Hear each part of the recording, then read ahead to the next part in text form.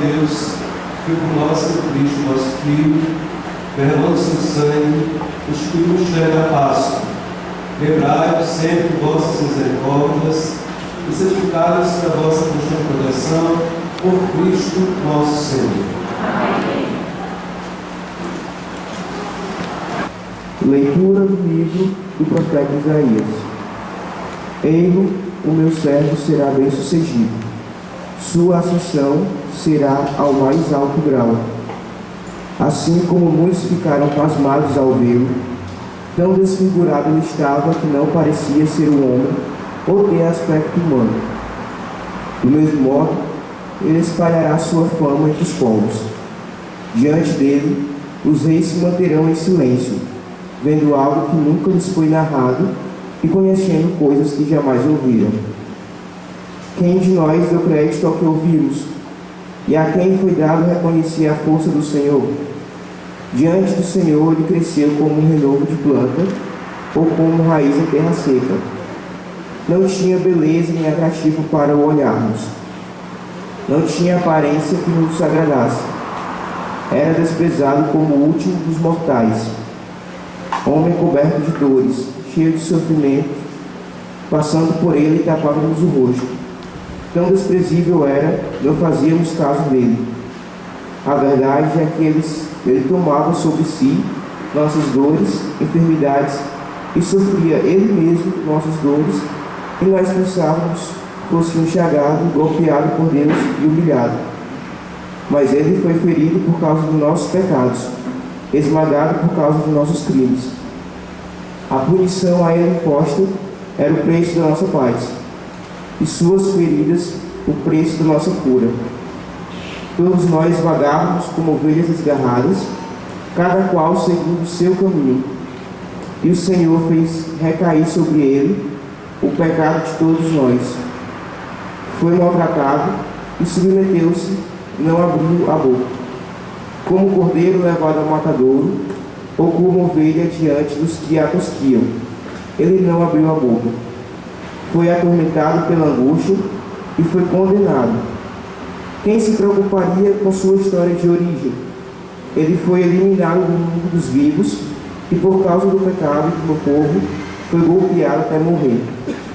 Deram-lhe sepultura entre os ímpios, um túmulo entre os ricos, porque ele não praticou o mal, nem se encontrou falsidade em suas palavras. O Senhor quis macerá-lo com sofrimentos, oferecendo sua vida em expiação. Ele terá descendência duradoura e fará cumprir com êxito a vontade do Senhor. Por esta vida de sofrimento, alcançará a luz e uma ciência perfeita. Meu servo, o justo, fará justos inúmeros homens, carregando sobre si suas culpas. Por isso, compartilharei com ele multidões, e ele repartirá suas riquezas com os valentes seguidores, pois entregou o corpo à morte, sendo colocado como um malfeitor. Ele, na verdade, resgatava o pecado de todos e intercedia em favor dos pecadores. Palavra do Senhor.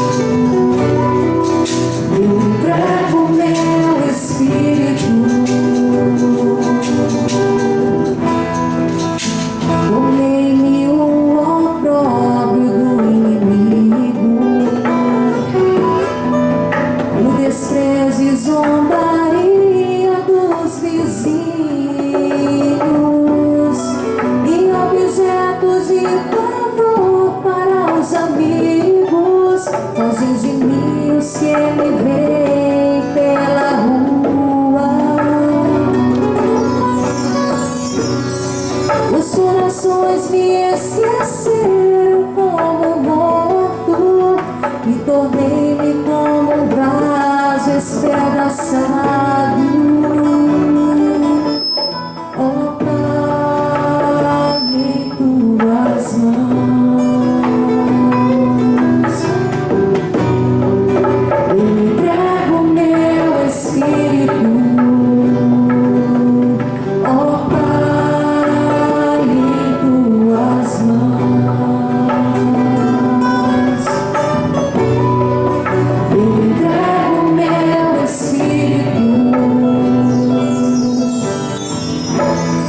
Mostra serena vossa face ao vosso servo, me salvai pela vossa compaixão, fortalecei os corações, tende coragem, todos vós e ao Senhor vos confiar.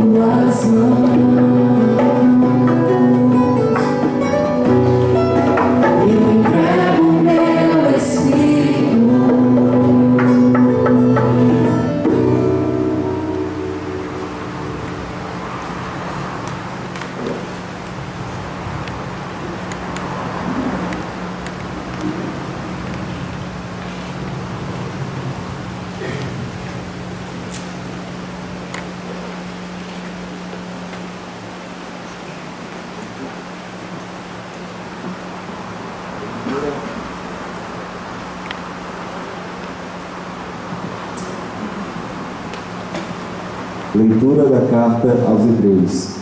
Irmãos, temos um sumo sacerdote eminente, que entrou no céu, Jesus, o Filho de Deus. Por isso, permanecemos firmes na fé que professamos. Com efeito, temos um sumo sacerdote capaz de compadecer de nossas fraquezas, pois ele mesmo foi provado em tudo como nós, com exceção do pecado. Aproximemo-nos, então, com toda a confiança do trono da graça, para conseguirmos misericórdia e alcançarmos a graça de um auxílio no momento oportuno. Cristo, nos dias de sua vida terrestre, dirigiu preces e súplicas com forte clamor e lágrimas, aquele que era capaz de salvá-lo da morte, e foi atendido por causa de sua entrega a Deus. Mesmo sendo filho, aprendeu o que significa a obediência a Deus por aquilo que ele sofreu. Mas, na consumação de sua vida, tornou-se causa de salvação eterna para todos os que lhe obedecem. Palavra do Senhor.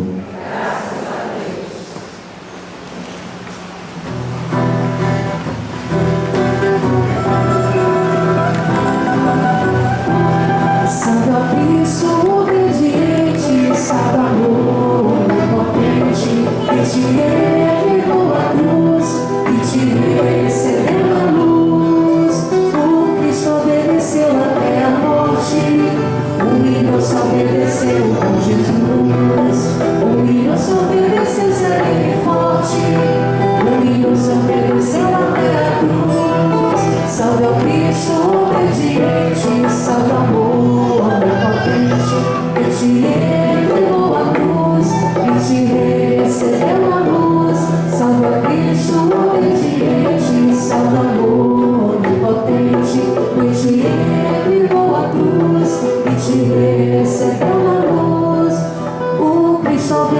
obedeceu até a morte.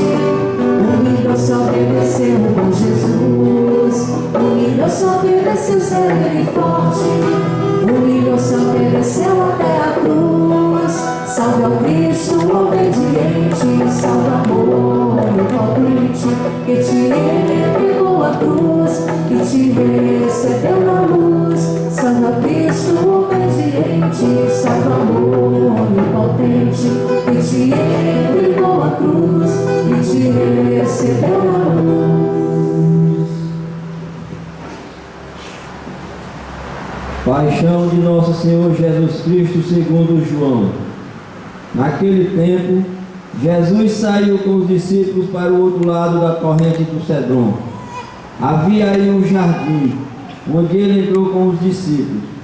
Também Judas, o traidor, conhecia o lugar, porque Jesus costumava reunir-se aí com seus discípulos. Judas levou consigo um destacamento de soldados e alguns guardas dos sumos sacerdotes e fariseus. Chegou ali com lanternas, tochas e armas. Então, Jesus, consciente de tudo o que ia acontecer, saiu ao encontro deles e disse: A quem procurais? Responderam. Ele disse: Sou eu. Judas, o traidor. Ao lado dela, o discípulo que ele amava disse à mãe: Mulher, este é o teu filho. Depois disse ao discípulo: Esta é a tua mãe. Nessa hora em diante, o discípulo acolheu consigo.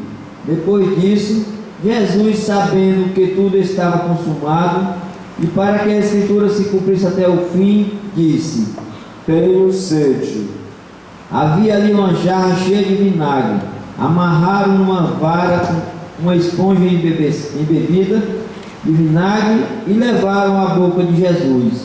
Ele tomou o vinagre e disse: Tudo está consumado.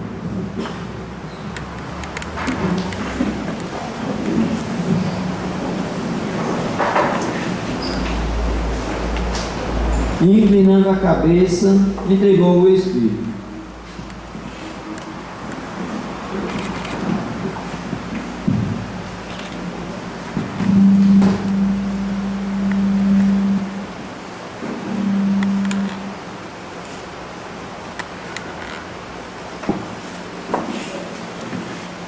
Era dia da preparação para a Páscoa. Os judeus queriam evitar que os corpos ficassem na cruz durante o sábado, porque aquele sábado era dia de festa solene. Então pediram a Pilatos que mandasse quebrar as pernas aos crucificados e tirassem da cruz. Os soldados foram e quebraram as pernas de um e depois do outro, que foram crucificados com Jesus. Ao se aproximarem de Jesus e vendo que já estava morto, não lhe quebraram as pernas, mas um soldado abriu-lhe o lado com uma lança, e logo saiu sangue e água. Aquele que viu dá testemunho, e seu testemunho é verdadeiro, e ele sabe que fala a verdade, para que vós também acrediteis. Isso aconteceu para que se cumprisse a Escritura que diz: não quebraram nenhum de seus ossos. E outra Escritura ainda diz: olharão para aquele que transpassaram. Depois disso, José de Arimateia, que era discípulo de Jesus, mas às escondidas, por medo dos judeus, pediu a Pilatos para tirar o corpo de Jesus. Pilatos consentiu. Então José veio tirar o corpo de Jesus. Chegou também Nicodemos, o mesmo que antes tinha ido de noite encontrar-se com Jesus. Levou os 30 quilos de perfume feito de mirra e aloés. Então tomaram o corpo de Jesus e envolveram com os aromas em faixas de linho, como os judeus costumam sepultar. No lugar onde Jesus foi crucificado havia um jardim, e no jardim um túmulo novo, onde ainda ninguém tinha sido sepultado. Por causa da preparação da Páscoa, e como o túmulo estava perto, foi ali que colocaram Jesus. Palavra da salvação.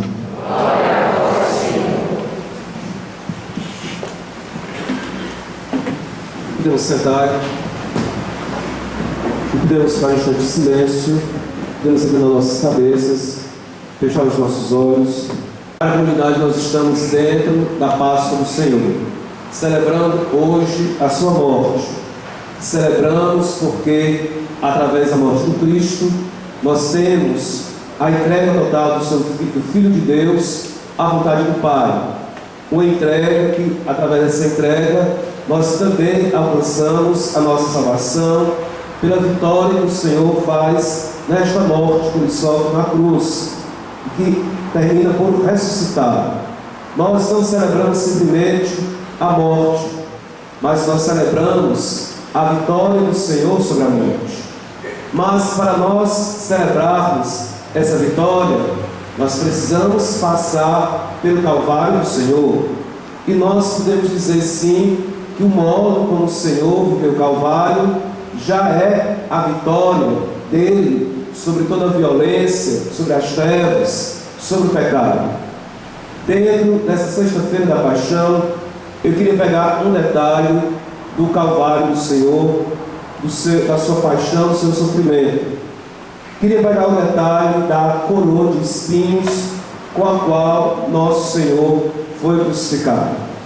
Nós podemos pensar muitas coisas sobre a coroa de espinhos. No primeiro momento, o Senhor já tinha sido flagelado, o Senhor já tinha passado grandes sofrimentos, inclusive a flagelação que os romanos infligiam era uma flagelação muito sofrida. Inclusive havia prisioneiros ou presos que passavam pela flagelação, não aguentavam a flagelação, ali mesmo eles já morriam. E os aparelhos de flagelação dos romanos foram coisas que foram inventadas por um grande poder de malícia, de fazer mal ao ser humano, ao semelhante. Nas pontas dos flagelos havia diversas pontas, dentre as quais elas perfuravam quase como pregos e ganchos a carne do flagelado, e quando puxava, rasgava a carne de quem padecia a flagelação. Então a flagelação não era algo muito simples, não era uma pisa de chicote, não era simplesmente uns murros que a pessoa enfrentava, era algo mesmo que era para matar a pessoa. E só uma pessoa também que tivesse muita resistência é que conseguia atravessar aquele momento da flagelação.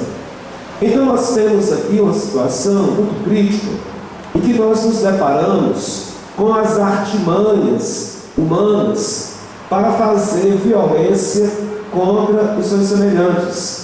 A inteligência humana sendo usada para maltratar o irmão. Mas nós poderíamos aqui, além de ver esse sofrimento da flagelação, que era algo que não estava incluído dentro da flagelação, essa coroa de espinhos.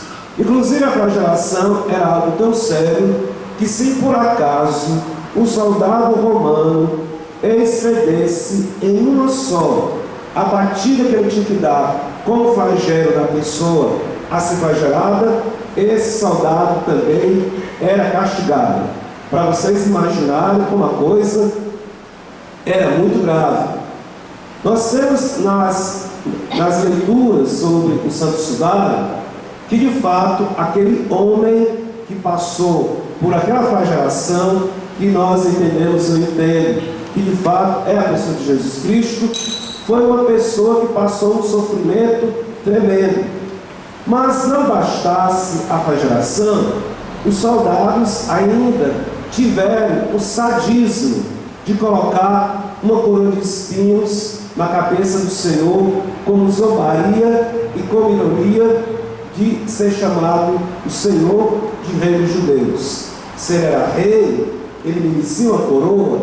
Então pegaram lá umas plantas que existem só naquela região perto de Jerusalém, na Palestina, e fizeram a coroa.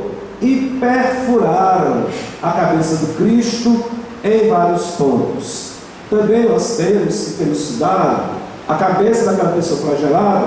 Ela foi flagelada e os pontos dos espinhos foram diversas partes da cabeça do crânio. Não foi assim um espinhozinho só qualquer. Foi algo que rasgou de fato o couro cabeludo do Senhor e se projetou dentro da sua cabeça.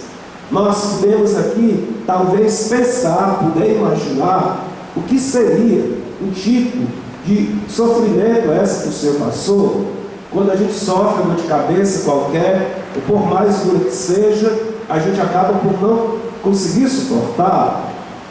Quando a gente leva alguma batida na cabeça, a gente sabe quanto dói uma pancada na cabeça. Então, essa coroa de espinhos deve de fato ter provocado dores insuportáveis na pessoa de nosso Senhor após a sua flagelação.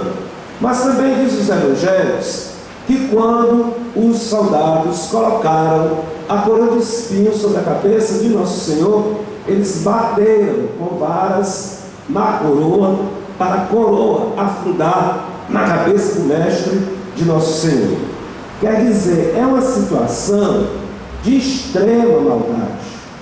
É uma situação assim que nós nos perguntamos, mas como é que o ser humano ele tem dentro de si esse sadismo, essa situação de querer maltratar um semelhante, por mais que esteja a serviço do Estado, da lei do império, de matar o irmão, de provocar dor e de não sentir compaixão com aquele que está sofrendo tamanha violência. E o Senhor sabia que os seus algozes não tinham compaixão do seu sofrimento. Não adiantaria ele dizer: olha, eu sou filho de Deus, eu poderia fazer isso, eu poderia fazer aquilo. O Senhor poderia utilizar o seu poder que ele tinha, que o Pai lhe conferiu, para poder não passar aqueles sofrimentos, aquele vexame, aquela agonia toda que ele estava passando, inclusive recebendo uma coroa de espinhos à queda. Então, eu sou particularmente muito admirado, dentre tantas chagas que o Senhor recebeu, dessa chaga das coroas de espinhos.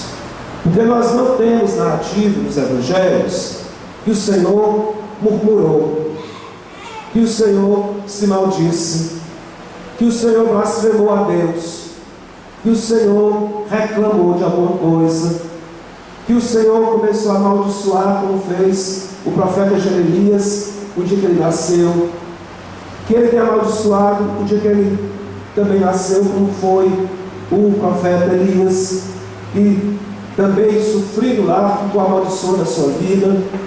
Porque quando a gente passa, de fato, um sofrimento muito grande, às vezes, me permitam, a gente se revolta até mesmo contra Deus.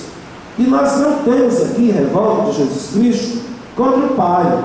Muito pelo contrário, o Senhor está, parece, sereno.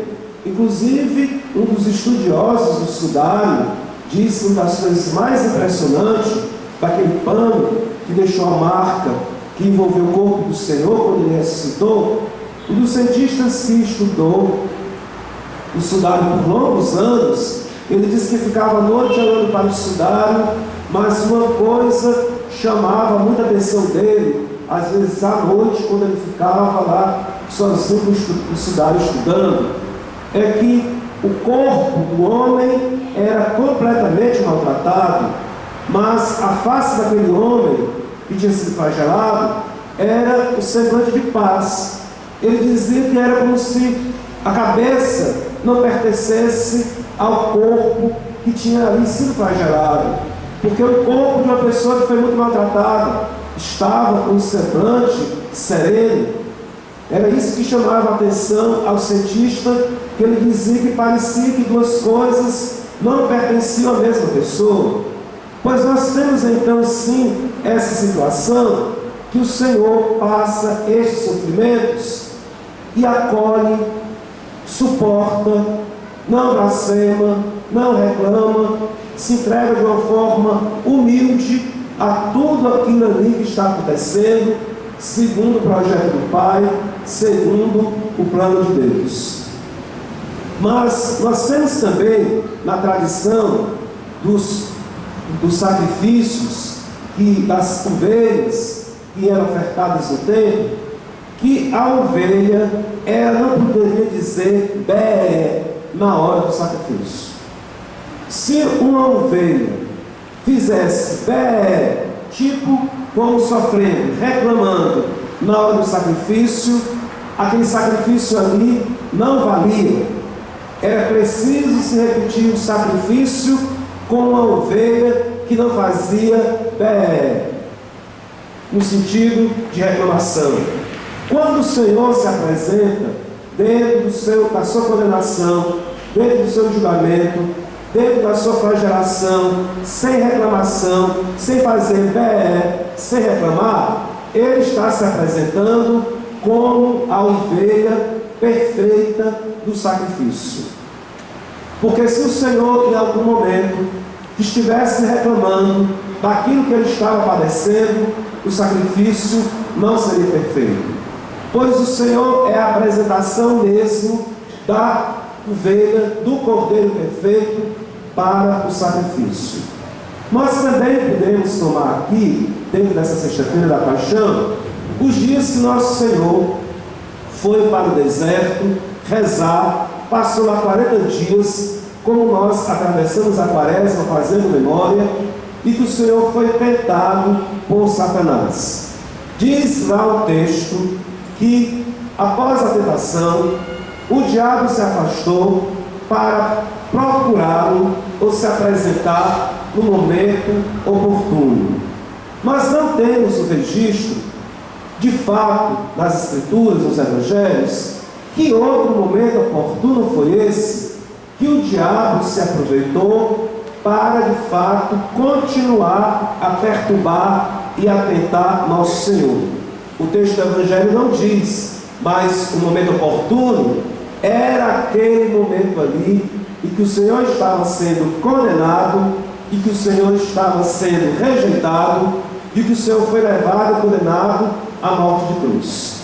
Nós podemos pensar tantas coisas sobre a maldade humana, de ferir o seu semelhante, de ferir o próximo, das coisas que o império faz, a inteligência que o ser humano tem para dominar os outros, mas tudo isso não se explica com uma questão que nós precisamos retomar, que é sobre o inimigo de Deus.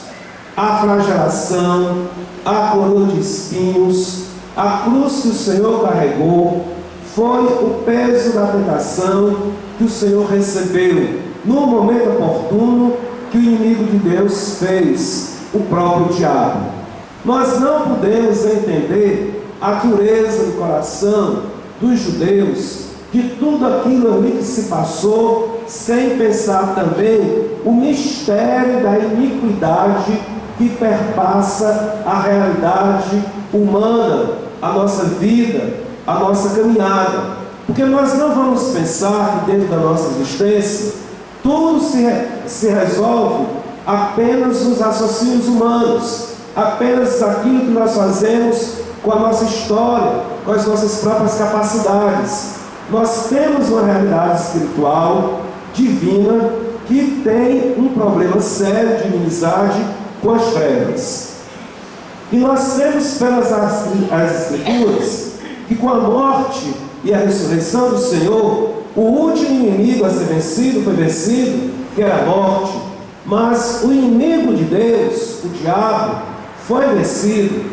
E nosso Senhor também, em outros momentos, ele afirmava que ele veio para destruir as obras do diabo. Nós vivemos numa sociedade moderna em que nós muitas vezes não queremos falar sobre negócio de diabo, de demônio, como se fossem coisas pré-históricas. Mas a própria CNBB, com suas limitações aí, mas no livro que se tem de exorcismo da Igreja do Brasil, com a orientação da assinatura da CNBB embaixo, diz Nós não podemos entrar numa situação de tudo ver o diabo, mas também está errado aquela situação em que nós consideramos que esse inimigo não existe. Então nós temos aqui dentro da morte do Senhor algo que foi tramado pelo diabo para maltratar o Senhor, para fazê-lo desistir da sua situação. Então a coroa de espinhos, quando o Senhor a recebe, sem blasfemar, acolhendo aquilo que estava acontecendo na sua vida, diz sobre a vitória de nosso Senhor sobre os demônios e sobre os infernos. É preciso a gente ter essa atenção, porque tudo aquilo que o Senhor vai fazendo, Ele vai vencendo os demônios com a sua humildade e com o seu amor, vai vencendo a arrogância humana, a violência, as trevas. E o que é que nós precisamos beber dentro dessa sexta-feira da paixão, quando nós nos voltamos para o mistério da morte do Senhor, da sua paixão, da sua flagelação, da sua coroa de espinhos? É que também nas nossas vidas, quantas vezes também nós passamos por flagelações, quantas vezes também nós recebemos espinhos nas nossas vidas, espinhos na nossa carne, espinhos no nosso coração, espinhos na nossa dignidade, espinhos, sofrimentos da nossa vida, zombarias daquilo que somos, daquilo que lutamos, daquilo que amamos. Quantas vezes nós padecemos situações não iguais, mas que podem recordar aquilo que o Senhor viveu. E nós poderíamos nos perguntar: e como é que nós recebemos na nossa vida as coroas de espinhos que nós recebemos na vida? Será que nós começamos a reclamar? Será que nós começamos a murmurar? Será que nós enchemos o nosso coração de ódio? Será que nós enchemos o nosso coração de tristeza e violência? Será que nós enchemos o nosso coração de revolta contra Deus? Porque a vida também, ela tem diversas situações que podem nos empurrar e nos pressionar para que a gente se revolte contra Deus. Mas se nós olhamos para a coroa de espinhos do Senhor, se pela sua humildade e pela sua paciência e pela sua entrega a Deus, Ele venceu o mal no seu silêncio do seu coração, na sua intimidade com o Pai, que eu não posso dizer aqui o que foi que de fato passou no coração do Senhor quando Ele recebeu aqueles espinhos, mas que com certeza Ele estava passando tudo, procurando estar em obediência ao Pai. Nós poderíamos também, de fato, nos perguntar: e será que na nossa vida nós nos colocamos, assim de fato, em obediência ao plano de Deus? E nós também poderíamos, diante da coroa de espinhos do Senhor, fazer a seguinte reflexão: quantas murmurações que nós já fizemos que foi queda em tentação? Quantas reclamações que nós já fizemos que foi falta de caridade? Quantas revoltas que nós já alimentamos que foi ódio dentro de nós, justificado ou com roupa ou transvestido de direito, disso e daquilo? Então nós precisaríamos sim, olhando para a coroa de espinhos do Senhor, da sua flagelação, do seu sofrimento, muitas vezes tem vergonha da nossa própria situação, que a gente não consegue ter, diante dos fatos, a humildade para acolher aquilo que a vida, o que Deus vai realizando através de nós, e que ao invés de encontrar de nós uma resposta de ódio, haverá de encontrar uma resposta de amor.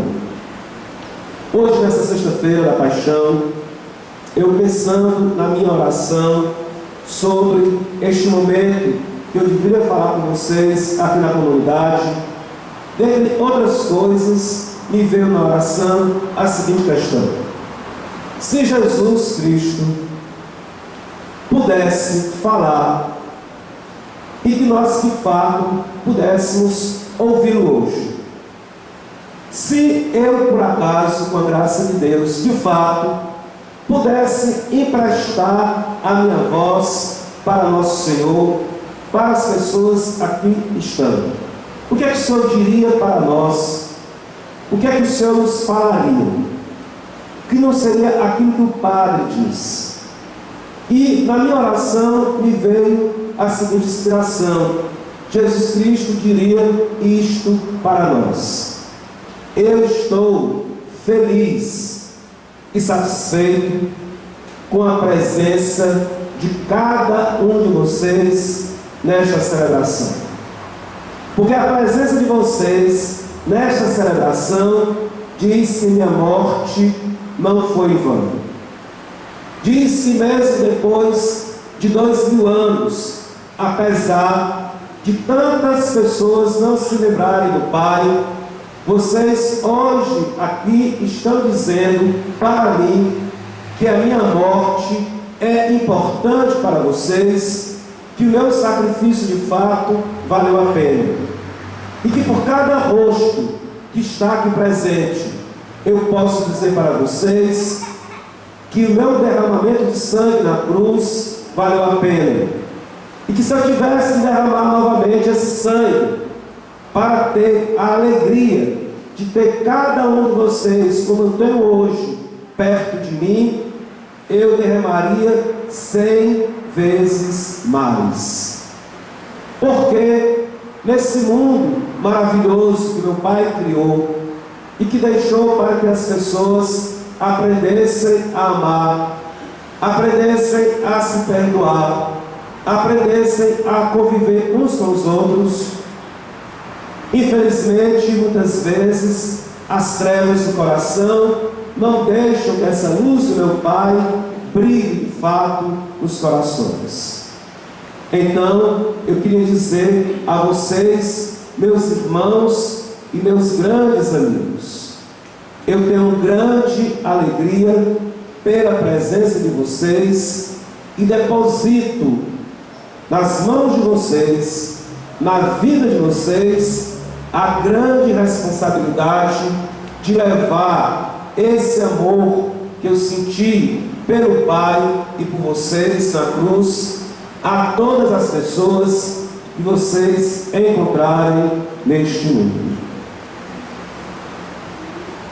Inclinamos nossas cabeças, fechamos nossos olhos e acolhemos um instante aquilo que nós escutamos.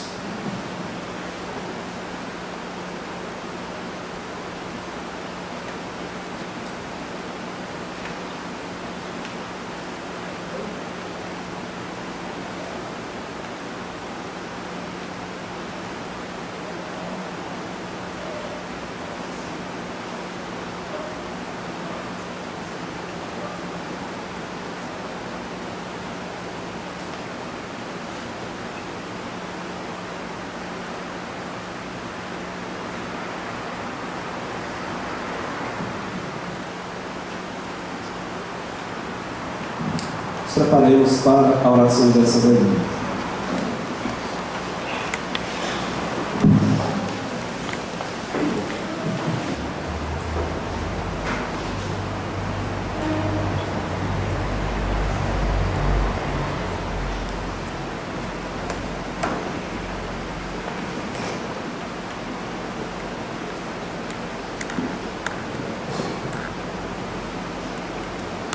De joelhos.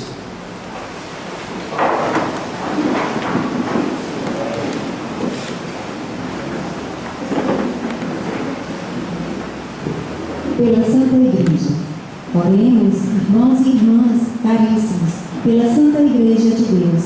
Que o Senhor nosso Deus lhe dê a paz e a unidade, que Ele a proteja por toda a terra e nos conceda uma vida calma e tranquila para a sua própria glória. Deus eterno e todo-poderoso, que em Cristo revelastes a vossa glória, a todos os povos velais sobre a obra do vosso amor. que a vossa igreja espalhada por todo o mundo permaneça inabalável na fé e proclame sempre o vosso nome. Por Cristo nosso Senhor.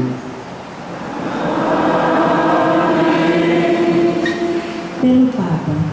Oremos pelo nosso Santo Padre, o Papa Francisco, o Senhor nosso Deus, que o escolheu para o episcopado, o conserve são e salvo, à frente da sua igreja, governando o povo de Deus. Deus eterno e todo-poderoso, que dispusestes todas as coisas com sabedoria, dignai-vos escutar vossos pedidos, protegei com amor o pontífice que escolhestes, para que o povo cristão que governais por meio dele possa crescer em sua fé. Por Cristo nosso Senhor. Pelo clero e pelos leigos. Oremos pelo nosso bispo, Dom José Antônio, por todos os bispos, presbíteros e diáconos da igreja e por todo o povo fiel.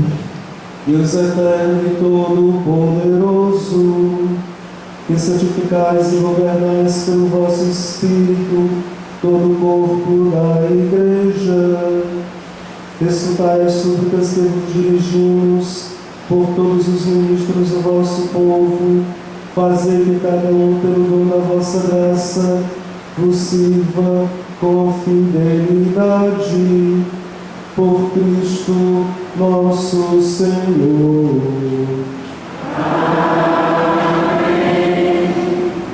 Pelos catecúmenos.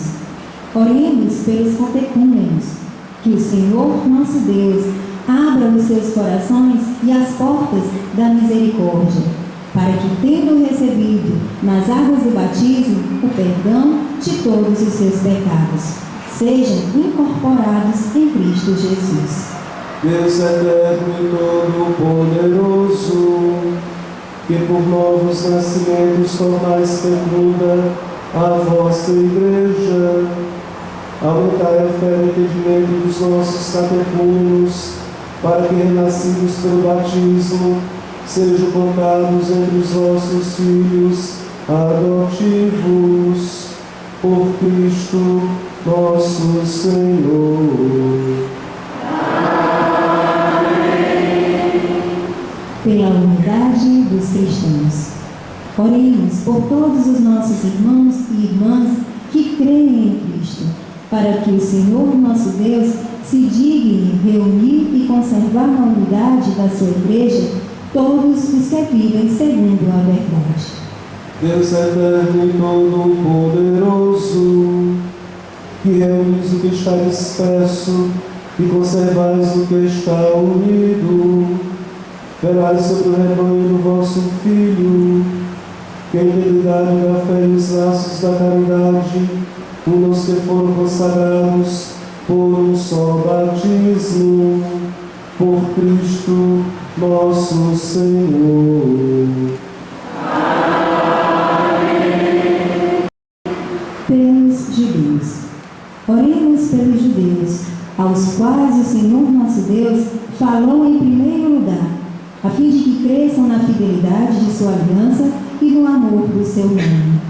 Deus eterno e todo-poderoso, que fizestes vossas promessas a Abraão e seus descendentes, escutai as preces da vossa igreja, que o povo da primitiva aliança mereça alcançar a plenitude da vossa redenção. Por Cristo nosso Senhor. Pelos que não creem em Cristo. Oremos pelos que não creem em Cristo, para que, iluminados pelo Espírito Santo, possam também ingressar no caminho da salvação. Deus eterno e todo-poderoso, aos que não creem no Cristo e caminham sob o vosso olhar, com sinceridade de coração, chegar ao conhecimento da verdade, e fazer que sejamos no mundo testemunhas mais fiéis da vossa caridade, amando-nos melhor uns aos outros e participando com maior solicitude do mistério da vossa vida. Por Cristo nosso Senhor.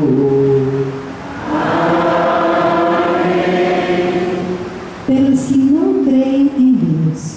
Oremos pelos que não reconhecem a Deus, para que, buscando lealmente o que é reto, possam chegar ao Deus verdadeiro. Deus eterno e todo-poderoso, vós criastes todos os seres humanos e pusestes em seu coração o desejo de procurar-vos, para que, tendo-vos encontrado, só em vós achassem repouso. Concedei que entre as dificuldades deste mundo, e servindo os sinais da vossa bondade, e vendo testemunho das boas obras daqueles que creem em vós, tenham a alegria de proclamar que sois o único Deus verdadeiro e Pai de todos os seres humanos, por Cristo nosso Senhor. Pelos poderes públicos. Oremos por todos os governantes, que o nosso Deus e Senhor, segundo sua vontade, lhes dirija o espírito e o coração, para que todos possam gozar de verdadeira paz e liberdade. Deus eterno e todo-poderoso, que tendes na mão o coração dos seres humanos e o direito dos povos, olhai com bondade aqueles que nos governam, que vossa graça se consolidem por toda a terra, a segurança e a paz, a prosperidade das nações e a liberdade religiosa, por Cristo nosso Senhor. Pelos que sofrem provações. Oremos, irmãos e irmãs, a Deus Pai Todo-Poderoso, para que livre o mundo de todo erro, expulse as doenças e afugente a fome, abra as prisões e liberte os cativos, vele pela segurança dos viajantes e transeuntes, repatrie os exilados, dê saúde aos doentes e a salvação aos que agonizam. Deus eterno e todo-poderoso, sois a consolação dos aflitos e a força dos que labutam. Cheguem até vós as preces dos que clamam em sua aflição. Sejam quais forem os seus sofrimentos, para que se alegrem suas provações com o socorro da vossa misericórdia. Por Cristo nosso Senhor.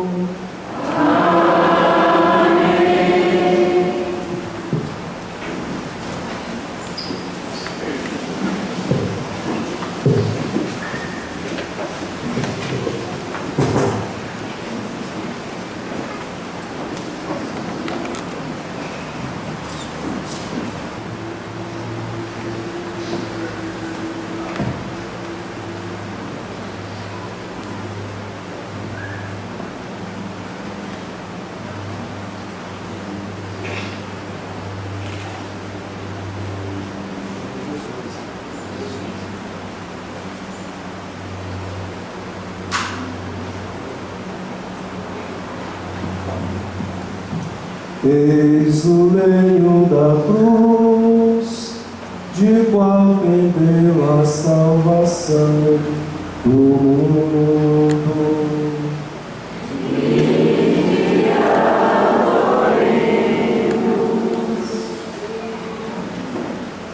Eis o lenho da cruz, de qual pendeu a salvação do mundo.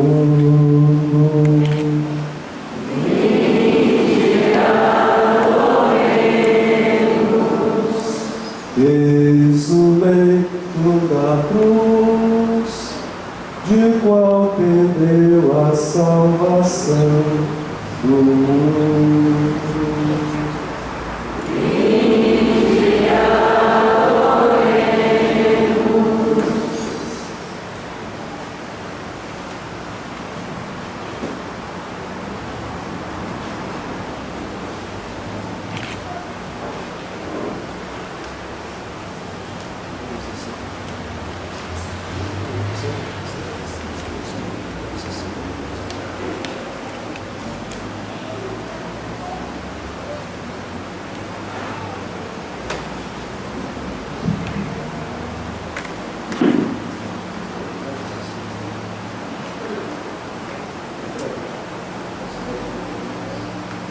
podemos nos aproximar, parecendo a representação da cruz, fazer o beijo da cruz.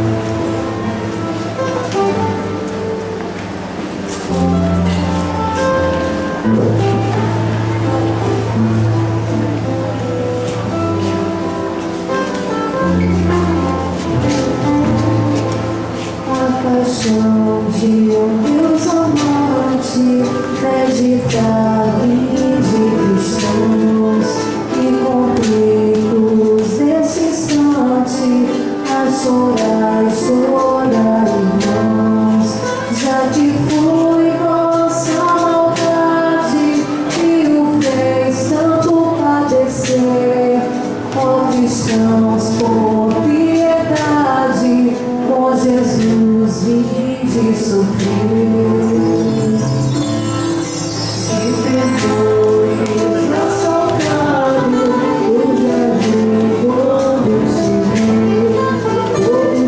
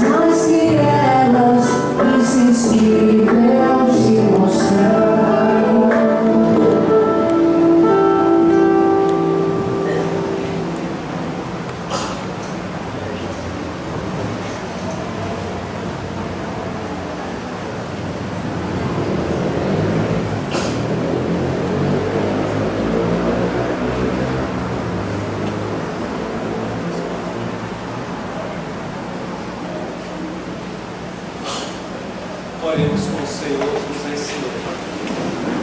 Pai nosso, que estás nos céus, santificado seja o vosso nome.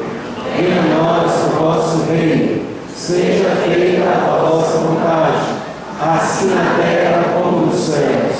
O pão nosso de cada dia nos dai hoje. Perdoai as nossas ofensas, assim como nós perdoamos a quem nos tem ofendido. Não nos deixeis cair em tentação, mas livrai-nos do mal.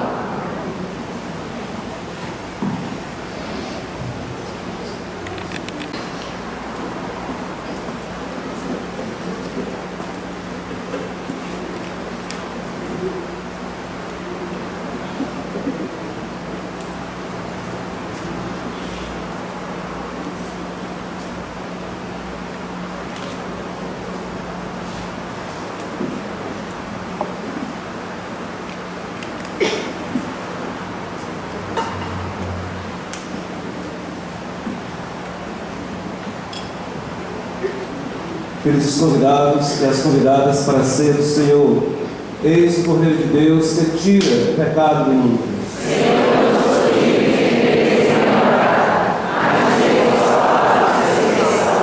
Como sendo Cristo nos guarda para a vida eterna.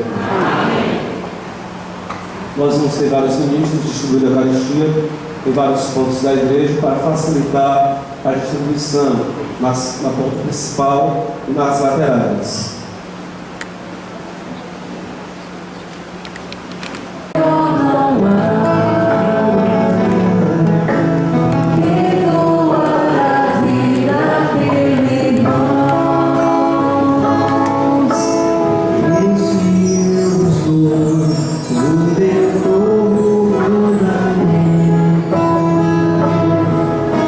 Amai-vos uns aos outros como eu os tenho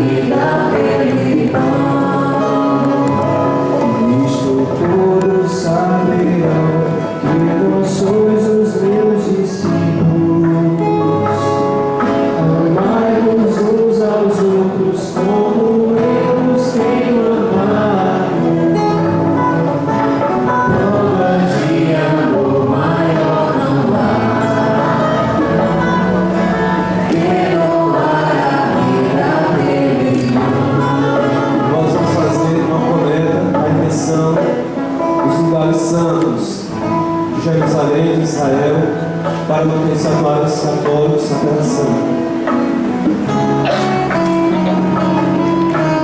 Conservai em nós a obra de vossa misericórdia, para que pela participação deste mistério nos consagremos sempre a nossa vida por Cristo nosso Senhor. Amém.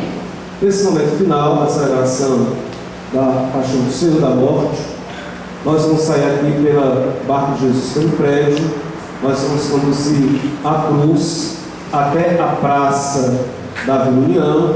Vai ser essa cruz que o Cristo vai ensinar, o Cristo vai carregar. Então nós vamos nos preparar para receber a cruz novamente e poder se deslocar até a Praça da Vila União para podermos participar da encenação da Via Sacra. Queria convidar 3 homens que pudessem, ou 2 mesmo, que pudessem voluntariamente pegar a cruz, e ao longo do caminho do trajeto até a Praça da Vila União, a gente vai revezando uns com os outros. 2 voluntários, se possível. Vamos receber então a bênção final.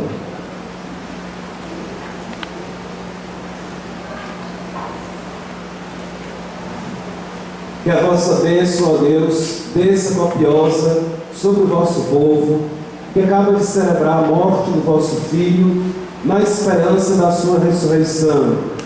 Venha o vosso perdão, seja dado o vosso consolo, cresça a verdadeira fé e a redenção se confirme por Cristo nosso Senhor.